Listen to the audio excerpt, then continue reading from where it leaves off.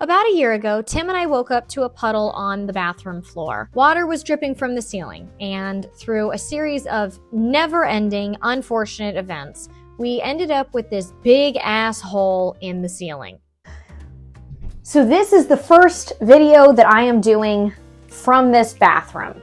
I have so far not touched anything that's in here, and we are gathered here today to address this hole in the ceiling. This one right here, it's pretty gnarly. It's a very large hole. So some of you might be wondering how we ended up with a hole in the ceiling that big, and it's actually a relatively straightforward answer, kind of.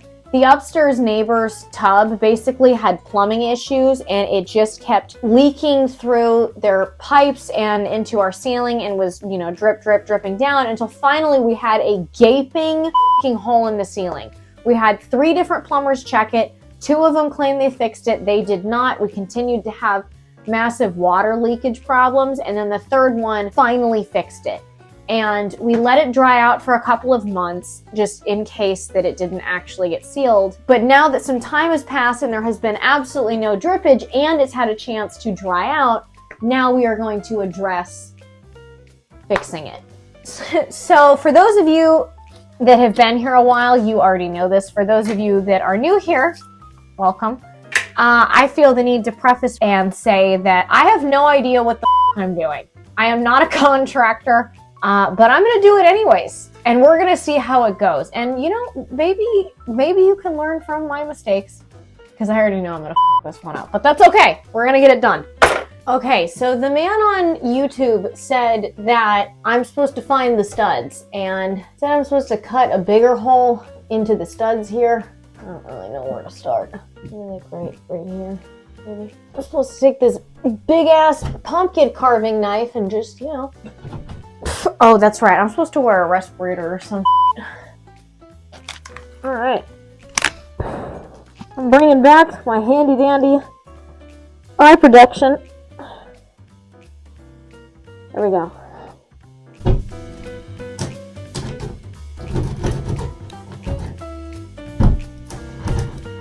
I think that I need to draw a straight line so I don't screw up the way that I'm cutting this. Alright, so I have my handy dandy square.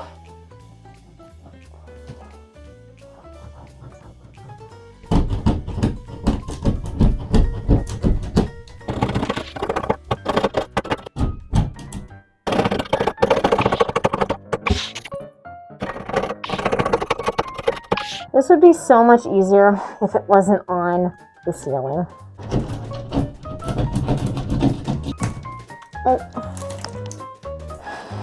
My goggles keep fogging up, and I can't see it. But I also can't go goggle-less because there's so much drywall falling from the ceiling.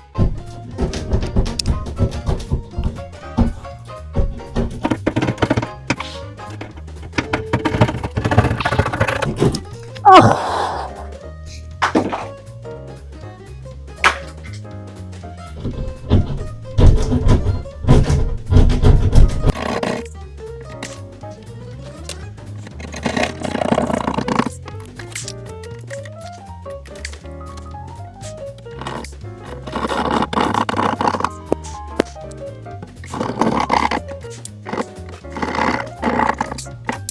Alright, so now that I have cut this drywall into a square, that means that I need to measure this square and then draw out on the new piece of drywall so that I can cut it exactly to where it needs to be. 16 and a half, 18 3/4. So this means for us, 16 and a half by 18 3/4. Hi, banana.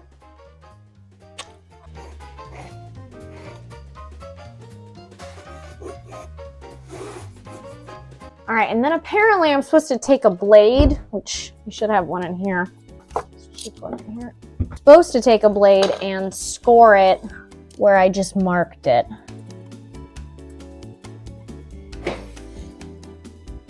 Now, theoretically, I'm supposed to just break this. I know, guys, it was kind of scary. I wasn't expecting it either. Now,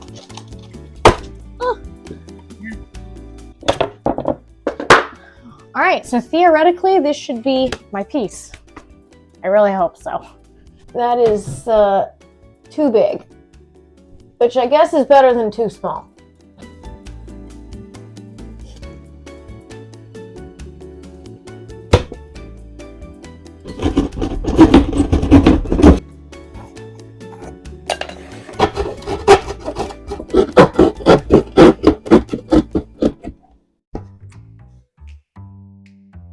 All right.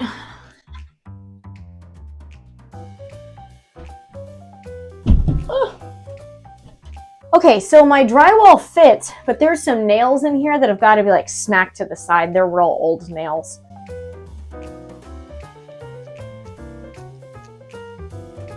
The whole thing is rusty, like the whole top just collapsed.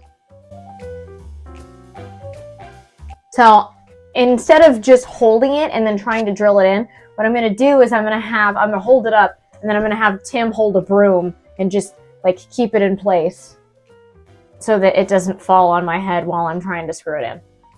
Oh, well, thank you. No, I just clean these floors. Tim, I'm trying to record. Can you move that, please? Constantly cleaning. It's always a mess. Never cleans up anything. Right. When I'm not recording my YouTube videos, I'm cleaning up after Tim. Oh, excuse me. I think we have visual proof right here. Drywall. It's up here too. I just did the laundry.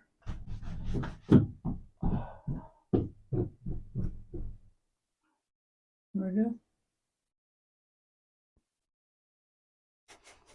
I swear to God. Okay, so we've got to drill this into the studs. And now normally you're supposed to use a stud finder. Tim likes to use them because he's inexperienced, but I never use stud finders because I find that my stud finder works a lot better than some device that finds nails in a wall. As you can see, we're looking for the studs and we found one. This is the stud. Did you see that one coming? Was waiting for it. Wait, really? I was wondering if you were going to throw that in there. You saw through my bullshit. Okay. All right. Well, actually, we don't need a stud finder considering the fact that the studs are exposed right now with this giant ass hole in the ceiling. You just said plus or minus handing me the drill bits? Yeah. You mean Phillips head? Plus or minus. Okay, so this one's called a flathead and this one's a Phillips head. Plus or minus. I'm loving these construction terms. These probably aren't going to be long enough. I don't know if it's gonna work. These screws are too short because the ceiling sags. I'm saying if we split this in half, use that as a spacer. I don't know that that's enough space, but it's some. I mean, we can try it. If it falls on someone's head one day, then we'll know that it didn't work.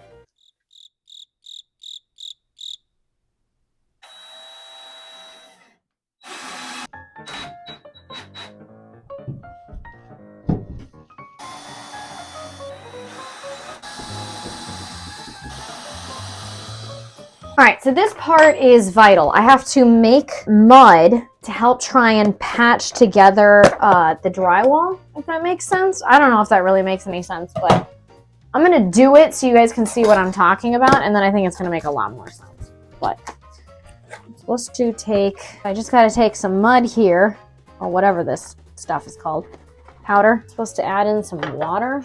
I don't really know how much, so I'm gonna start conservatively here.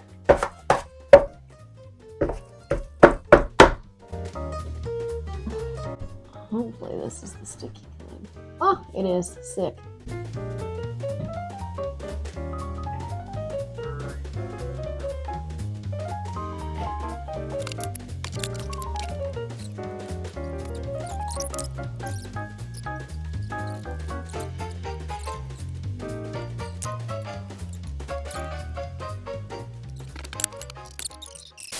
So I am realizing that I never explained to you guys why I am the one repairing this hole in our ceiling, even though it was our upstairs neighbor's plumbing issue that caused damage in our ceiling.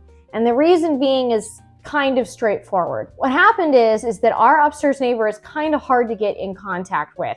She travels a lot, and when she's back home in Eastern Europe visiting family, she Airbnbs her place out, and so getting in contact with her is virtually impossible. We talked to the HOA about it, and they have been in contact with the company that runs the building, like the insurance. I don't remember what they're called, but basically you have to be, the building that you own, if you own a condo, has to be like insured or something like that. I don't know, some shit like that. Anyways, so the HOA has been in contact with them, and that's been a nightmare. And it's just a bunch of phone tag that's been going back and forth and not being able to reach this neighbor, and a whole host of issues that has been going on for the last couple of months. So I have just gotten to the point where I'm like, it, I'll do it myself. So that's the reason why I am the one doing this and not them. Okay, so it has been several days since I shoved plaster into the crevices of this, whatever this is. So now I have to go in and sand it down all smooth and pretty. So found this gas mask in the cabinet somewhere. So hopefully it protects. Ooh. Wait, oh, this is super clear. My face a little more so that I can see, because my goggles kept sort of fogging up. One of the things that I did when I was plastering the hole up here is when I put the mesh on there, I took the mud and I really pressed it hard into the mesh. And the idea behind that is that when you push it through the mesh, it starts to fill the holes, and then as it dries, it creates like, I don't know, it fills the gap so that it creates like a bonding between the new drywall and the old drywall. I got my orbital sander, and let's do this.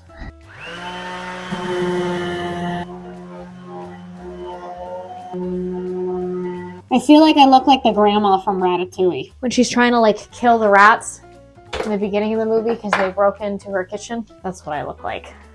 All right, so now that I am done doing kind of a rough sand here, now it's ready for a skim coat so that I can try and match it to look like the rest of the ceiling to the best of my ability.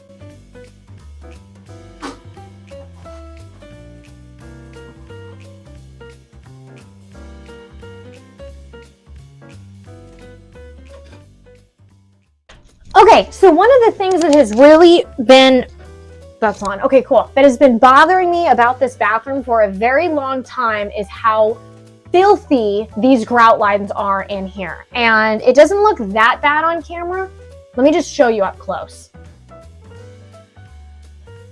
So yeah, needless to say, those are supposed to be white. They have never been white as long as I've been coming over or staying here. So I want to see if I can address that today. Okay, so I got this Zep stuff for grout cleaning, and I've never used a grout cleaner before, but it says it's acidic, so I'm supposed to wear like latex gloves. And I want to test a small patch first to make sure that it's not going to destroy the tiles. Okay, so whoa. That's turning white. I'm gonna leave that there for 3 minutes, like it says on the instructions, and then wipe it away just to make sure that it didn't damage any part of these, like this little corner in the black tile. All right, so it's been 3 minutes, and it says I'm just supposed to wipe away. I don't even need to like, oh, hold up. Did that seriously just work? Okay, so I don't know what I thought was gonna happen, but I wasn't expecting it to work that well. That is insane. I thought that it was gonna be one of those situations where you have to go in with like one of those like hard toothbrushes and like scrub the out of it. Apparently not. I should have done this ages ago. Okay, I'm gonna do the entire floor then. I'm gonna show you guys how that looks.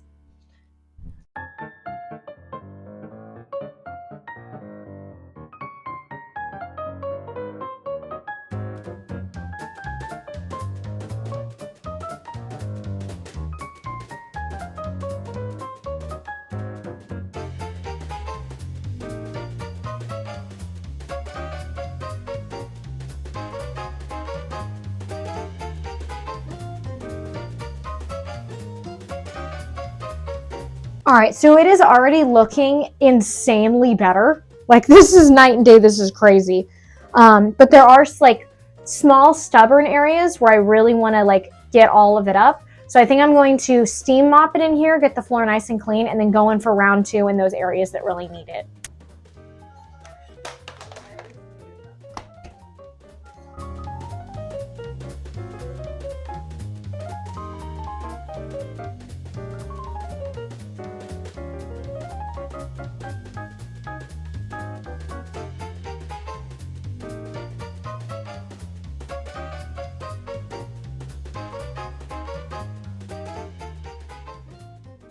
All right, well, now I have to sand this joint compound so that it's smooth. The patch is not 100% perfect because of the fact that the ceiling sags so much, but I did my best to go in and blend it. I might have to, at a later date, add maybe more joint compound to really try and hide some of the divots that are going on here. You know, if anyone is doing this at home, after this point you usually get a can of texture spray, and you just spray it on there. It mimics the texture of whatever you have on your ceiling, and then you paint it over and it looks brand new. That being said, I'm not going to do that step in this video because of the fact that I don't like the texture that's on these ceilings, and we're planning on remodeling the bathroom in the future. There's no point in me matching the texture that's in there since we don't know if it's even gonna stay. So my goal with this was just to get this patched.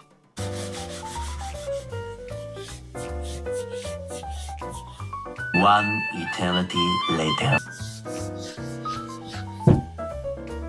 And just like that, we have a patch ceiling. Yeah. Overall, I'm so glad that the giant hole in the ceiling is finally gone.